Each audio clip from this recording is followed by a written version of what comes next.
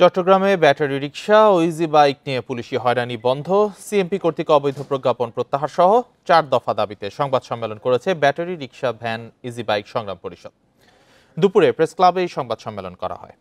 Bundle থাকলে প্রতি সেনমানিতে টাকা বাঁচবে। বিকাশ সেনমানি বান্ডেল কিনে জিতুন প্রতি লেনদেনে। সংগঠনের চট্টগ্রাম জেলা শাখার আহ্বায়ক আল কাদেরী জয় জানান, হাইকোর্ট থেকে বৈধ ঘোষিত এসব রিকশা হুট করে নগরীর রাস্তায় চলাচলে নানা ধরনের বিঘ্ন তৈরি করছে পুলিশ।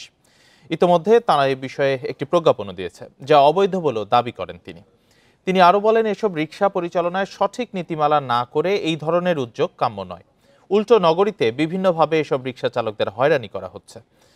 এই অবস্থায় 4 দফা দাবি নিয়ে মাঠে নেমেছেন তারা। দাবি পূরণ না হলে কঠোর আন্দোলনের ঘোষণা দিয়েছে সংগঠনটি।